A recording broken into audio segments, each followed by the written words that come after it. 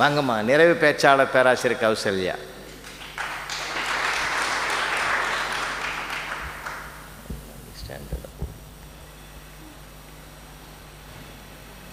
புண்பட்ட நெஞ்சுக்குள் பூப்பாட்டு தந்தவளே, பூவாகி வந்த தமிழே, பொதிகையிலே குழல் முடிந்து மதுரையிலே பூ முடிந்த பொன்னளந்த கன்னி தமிழ் மகளே, கண் கொட்டும் நேரமெல்லாம் கவி கொட்ட வைத்தவளே, வித்தார கவிநெஞ்சில் முத்தாரமானவளே, கட்டி கரும்பே கவிதை பெரும் சுவையே, எட்டு திக்கும் எழு வளர்த்த பூமகளே, கலையாத கலையாகி நிலையாத நிலையாகி அமுதாகி வந்த தமிழே, என் உயிரில் நீயும் வந்து ஆடு தமிழே. தமிழுக்கும் தமிழருக்கும் என் கரம் சிரம் தாழ்ந்த வணக்கங்கள். நடுவர் உள்ளிட்ட நல்ல அவையை வணங்கி மகிழ்கிறேன். நடுவர் அவர்களே, பாரதி என்கின்ற பெயருக்கு பின்னால் இத்தனை பெரிய பொக்கிஷங்கள் நிறைந்திருக்கிறதா என்பதை ஒரு அலசி பார்ப்பதற்கான ஒரு ஆராய்ச்சி கூடமாக இன்றைக்கு திருப்பூர் தமிழ் சங்கம் இங்கே மாறி இருக்கிறது என்று நான் கருதுகிறேன். ஏனென்று சொன்னால், பாரதியினுடைய பாடல்களில் தேசபக்தி பாடல்களை மட்டுமே இந்த சமூகம் பிரதிபலித்திருக்கிறது. ஆனால் அதற்கு பின்னால் இருக்கக்கூடிய தெய்வ பக்தி பாடல்களை பேசுவதற்கு ஒரு நல்ல வாய்ப்பை நடுவர் எங்களுக்கு வழங்கி இருக்கிறார். அதற்காக உண்மையிலேயே அவருக்கு நான் நன்றி சொல்ல கடமைப்பட்டிருக்கின்றேன். ஆனால் என்ன ஒரு சின்ன வருத்தம்னா, அந்த அணியிலிருந்து 2 பேர் வந்து பேசிட்டு போனாங்க. அதாவது வக்கீல்ங்க அந்த நீதிமன்றத்தில் வாதாடுகின்ற பொழுது தெரியாதனமாக எதிர்கட்சிக்காரர்களுக்கு சில வார்த்தைகளை கொடுத்துட்டு போயிடுவாங்க. அது மாதிரி எனக்கு முன்னால் பேசிய சகோதரி விமலா அவர்கள் ஒரு வார்த்தையை சொன்னாங்க. சோவியத் ரஷ்யாவினுடைய புரட்சிக்கு எது காரணமாக அமைந்தது தெரியுமா அப்படின்னு சொல்லி ஒரு விஷயத்தை சொன்னாங்க. அதே புரட்சியை பாரதி சொல்லுகின்றான். சோவியத் ரஷ்யாவில் புரட்சி ஏற்பட்டதற்கு காரணம் என்ன தெரியுமா? பராசக்தி உன் பார்வை அந்த ரஷ்யாவின் மீது விழுந்திருக்கிறது என்று நான் கருதுகிறேன். பாரதியினுடைய ஆன்மீக சிந்தனை எங்கே வெளிப்பட்டிருக்கிறது? அவனுடைய பாடல்களுக்கு மட்டும் பராசக்தியை துணையாக நிற்க வைக்கவில்லை. சோவியத் ரஷ்யாவினுடைய விடுதலைக்கு கூட இங்கே இருக்கக்கூடிய தெய்வம் அருள் பாலித்திருக்கிறது என்று சொல்லி இருக்கின்றார். யோசிச்சு பாருங்க, அவன் வாழ்க்கையினுடைய ஒவ்வொரு தருணங்களையும் அனுபவித்து வாழ்ந்தவன். அண்ணன் சுப்பையா சொன்னாரு, 39 வயதிற்குள் பாரதி இறந்து போய்விட்டான், அவனுடைய மீசையில் கூட ஒரு வெள்ளையன் வரக்கூடாது என்ற எண்ணத்தில் தான் அவன் இறந்து போனான் என்று. நடைமுறை வாழ்க்கையில் நமக்கு தெரிந்த ஒரு விஷயம்தான். கடவுளுக்கு யார் யாரெல்லாம் பிடிக்குதோ அவரை உடனே அவர் கூப்பிட்டுப்பார். ஆனா யார் யாரெல்லாம் இந்த உலகத்துல அவர் விட்டு வச்சிருக்காருன்னு யோசிச்சு பாருங்களேன். அந்த கடவுளை காட்டிலும் யாரோ ஒரு உயிர் இந்த உலகத்துல நம்ம மேல அன்பு காட்டுகின்றதுனால தான் நம்மளை இதுவரைக்கும் இந்த உலகத்துல படைச்சு வச்சிருக்கிறார். அப்படி பாரதியின் மீது அந்த கடவுளுக்கே அன்பு இருந்ததால் தான் பார்த்தசாரதி கோவிலிலே இருந்து அவரை அங்கே அழைத்திருக்கிறார் என்று நான் கருதுகிறேன். நடுவர் அவர்களே, இன்றைக்கு இருக்கக்கூடிய நிதர்சனமான உண்மை என்ன தெரியுங்களா?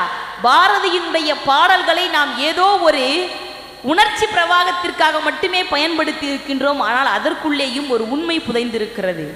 பாரதி சொல்றாரு, வசன கவிதையில் சொல்லுகின்றார், யார் இந்த பராசக்தி? எல்லா இடத்திலையும் பராசக்தி பராசக்தின்னு பேசுறோமே, யார் இந்த பராசக்தி? அவளுடைய பிறப்பு எது? அவள் எங்கே இருந்து பிறந்தாள் என்று ஆயிரம் கேள்விகள் எனக்குள் எழுந்திருந்தாலும் கூட அதற்கு என்னால் இன்றளவும் பதில் சொல்ல முடியவில்லை. ஏனென்று சொன்னால், சில விஷயங்களை உணர்வு பூர்வமாக அறிகின்ற பொழுது அறிவு அதை ஏற்றுக்கொள்ளாது. அறிவு பூர்வமாக அணுகின்ற பொழுது உணர்வு அதை ஏற்றுக்கொள்ளாது. இந்த பராசக்தியை நான் எப்படி சொன்னாலும் அவள் இருந்ததால் தான் நான் இன்றளவுக்கும் கவிதை எழுதி கொண்டிருக்கிறேன் என்று பாரதியே சொல்லி இருக்கின்றார், நான் சொல்லவில்லை. நீங்களும் அந்த பாட்டை சொன்னீங்க. காணி நிலம் வேண்டும் பராசக்தி என்று சொல்லிவிட்டு அந்த பாடலில் வரக்கூடிய எல்லா செய்திகளையும் ஒவ்வொன்றாக அடுக்கி கொண்டு வந்து பாருங்கள். அவன் கேட்டது எல்லாம் அவனுக்கு கிடைத்ததா என்று தெரியவில்லை. ஆனால் அந்த கவிதையிலே அழகாக சொல்லி இருப்பார் பாரதி, எனக்கு அது வேண்டும், பக்கத்தில் மனைவி வேண்டும், கத்தும் குயிலோசையின் காதில் விழ வேண்டும், எல்லாம் வேண்டும் வேண்டும் என்று கேட்ட பாரதி பராசக்தியை கூட அழைக்கிறான். எதற்கு தெரியுமா? என்னுடைய பாட்டு திறத்தால் இந்த வையகத்தை நான் மாற்றப் போகிறேன், என் கவிதைக்கு பாதுகாவலாக பராசக்தி நீ வா, நாட்டை நான் பார்த்துக்கிறேன், இந்த நாட்டை திருத்துவதற்காக நான் எழுதிய கவிதையை பார்த்து கொள்வதற்கு நீ வா சொல்லியிருப்பான் பாருங்க. அந்த பாடல்களே சொல்லியிருப்பான், சொல்லடி சிவசக்தி என்னை சுடர்மிகும் அறிவுடன் படைத்து விட்டாய், வல்லமை. இப்போ நம்ம என்ன சொல்றோம்னா, ஒருத்தனுக்கு அறிவே இல்லை அப்படின்ற ஒரு விஷயம் இருந்ததுன்னு வச்சுங்களேன், எதை பத்தியும் கவலைப்பட மாட்டான். நாட்டில் இவ்வளோ பிரச்சனை நடக்குது, எனக்கு என்ன வந்தது, ஏன் இவ்வளோ பிரச்சனை நடக்குது, எதை பற்றியும் யோசிக்க மாட்டான். ஆனால் பாரதி வருத்தப்படுகிறான், எனக்கு இவ்வளவு அறிவை நீ கொடுத்து விட்டேயே, இந்த அறிவை வச்சு இந்த மாநிலம் பயனுறுவதற்காகத்தான் நான் பாடுபட்டு கொண்டிருக்கிறேன். என் பாட்டிற்கு துணையாக பராசக்தி நீ வேண்டும். நம்மளுடைய வாழ்க்கை முறையை யோசிச்சு பாருங்களேன். ஒவ்வொரு வார்த்தைக்கும் நாம் எப்படி அர்த்தம் சொல்லி இருக்கின்றோம். இப்போ ஆங்கிலமும் இருக்கு, தமிழும் இருக்கு. ஆங்கில மொழியை பயன்படுத்துகின்ற பொழுது ஏ என்கின்ற வார்த்தைக்கு ஆப்பிள் என்கின்ற ஒரு பொருளை அடையாளப்படுத்துகிறார்கள். பி என்கின்ற ஒரு சொல்லிற்கு பால், பந்து என்பதை அடையாளப்படுத்துகிறார்கள். சி என்று சொன்னால் பூனை என்று அடையாளப்படுத்துகிறார்கள். ஒவ்வொரு சொல்லுக்கும் ஒரு பொருளை அறிமுகப்படுத்திய மொழி ஆங்கிலம். ஆனால் ஆ ஆ என்கின்ற தமிழ் மொழிக்கு ஒவ்வொன்றுக்கும் ஒரு தத்துவத்தை அறிமுகப்படுத்தி இருக்கின்றான் பாரதி. அழகா சொல்லி இருப்பார், அச்சம் தவிர், ஆண்மை தவறேல் என்று புதிய ஆத்திச்சூடியில் பொருளை உருவகப்படுத்திய மொழியை விடவும் இந்த தேசம் பொருள்பட வாழ வேண்டும் என்கின்ற சக்தியோடு பாடல்களை எழுதி கொடுத்திருக்கிறார்.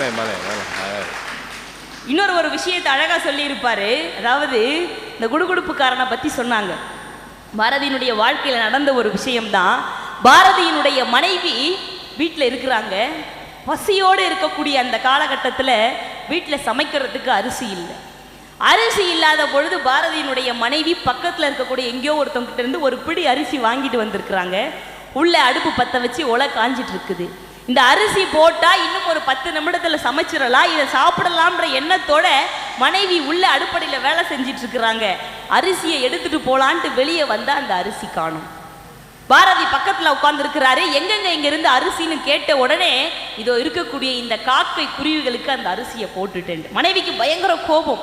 நானே பசியோட இருக்கிறேனே, இந்த பசியை ஆத்தலான்றதுக்காக தானே இந்த அரிசியை எடுத்துட்டு போனேன், இதோ கூட நீங்க இதுக்கு போட்டுட்டீங்களே அப்படின்ன உடனே பாரதி அந்த தெய்வீக சிந்தனையோட ஒரு வார்த்தையை சொல்லி இருக்கின்றார். இந்த அரிசியை சமைச்சு சாப்பிட்டா உன்னுடைய வயிறும் என்னுடைய வயிறும் மட்டும்தான் நிரம்பும். இந்த அரிசியை இந்த காக்கை குருவிகளுக்கு பகிர்ந்தளித்தேன்.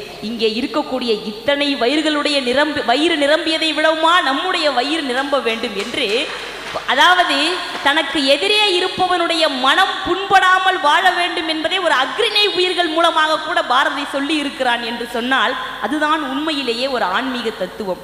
இந்த குடுகுடுப்புக்காரன் விஷயத்துக்காக நான் சொல்றேன்.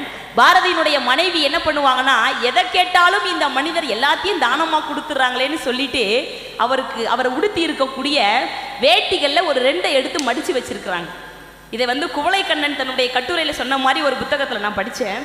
2 வேட்டிகளை எடுத்து மடிச்சு வச்சிடுறாங்க. குடுகுடுப்புக்காரன் வாசல்ல உட்கார்ந்து இருக்கிறார். பாரதியினுடைய மனைவி வேகமா எதுக்காக இங்க உட்கார்ந்து இருக்கிறீங்கன்னு உடனே, நான் பாரதியை பார்க்க வேண்டும், அவர் வீட்டில் இல்லை, வெளியே போயிருக்காரு, வர்றதுக்கு நேரம் ஆகும், இருந்தாலும் பரவாயில்லை, அவர் வருகின்ற வரை நான் காத்திருப்பேன்னு சொல்லி வாசல்லையே உட்கார்ந்துருக்கிறாங்க. ஒரு 3 மணி நேரம் கழிச்சு பாரதி வரார். பாரதி உள்ளே வருகின்ற கோலத்தை பார்த்து மனைவி செல்லம்மாக்கு அழுக வருது.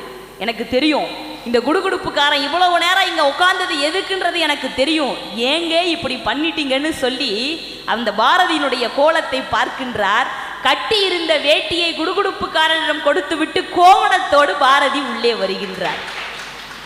இப்ப இவங்க மனசுக்குள்ள என்ன கோபம்னா, குடுகுடுப்புக்கார மேல கோபம் கிடையாது, ஒரு வேட்டியை கூட உனக்காக வைத்து கொள்ளாமல் ஒரு குடுகுடுப்புக்காரனுக்கு கொடுத்துட்டியே பாரதின்னு சொல்லி வருத்தப்படுகின்ற பொழுது பாரதி மிகவும் தெளிவாக செல்லம்மா கிட்ட கேட்குறாங்க, என்ன தெரியுமா, உன் கணவன் கோவணத்தோடு இருக்க வேண்டிய அழகை நீ ரசித்து கொண்டிருக்கிறாயா அப்படின்னு கேட்ட உடனே இவங்களுக்கு மனசு பதறிடுச்சு.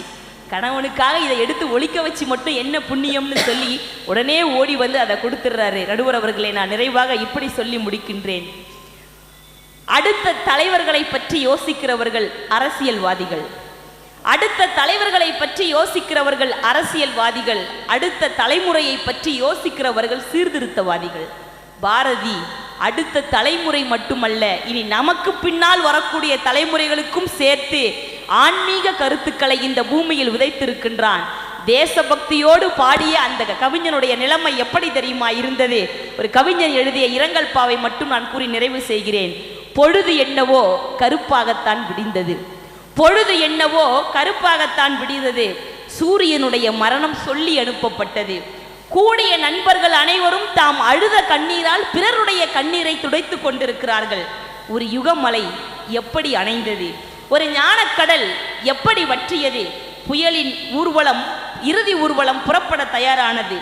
லட்சம் வார்த்தைகளுக்கு நாவு கொடுத்தவன், லட்சம் வார்த்தைகளுக்கு நாவு கொடுத்தவன் இன்று அமைதியாய் பேசாமலேயே சென்று கொண்டிருக்கிறான் என்று சொல்லி பாரதி உன் உடலில் மொய்த்த ஈக்களை விடவும் உன் இறுதி ஊர்வலத்தில் கலந்து கொண்டவர்களுடைய எண்ணிக்கை குறைவுதான், 20 கூட தாண்டவில்லை என்று சொல்லி இது புலிகளை மதிக்காத தேசம் என்று சொல்லி திருவல்லிக்கேணியினுடைய மயானம் மகாகவியினுடைய உடலை சுமந்ததால் உயிர் பெற்றிருக்கிறது. திருவல்லிக்கேணியினுடைய மயானம் மகாகவியினுடைய உடலை சுமந்ததால் உயிர் பெற்றிருக்கிறது. தூக்கி சென்றவர்கள் தங்கள் தோள்களினுடைய சுமைகளை இறக்கி வைத்தார்கள். நம்முடைய சுமைகளை யார் இறக்கப் போகிறார்கள்? சராசரி மனிதனை மரணம் மறிக்க வைக்கிறது, ஒரு கவிஞனை அதுதான் உயிர் பிழைக்க வைக்கிறது என்று பாரதிக்காக வைரமுத்து எழுதிய வரிகளை இந்த அவைக்கு நான் சமர்ப்பித்து, பாரதி என்கின்ற ஒரு மனிதனுக்கு பின்னால் தேசிய உணர்வை விடவும் தெய்வீக உணர்வு அளவுக்கு அதிகமாக இருக்கிறது, அதை நாம் இன்னும் படிப்பதற்கு முற்பட வேண்டும் என்று சொல்லி நல்ல வாய்ப்புக்கு நன்றி கூறி விடைபெறுகிறேன். நன்றி, வணக்கம்.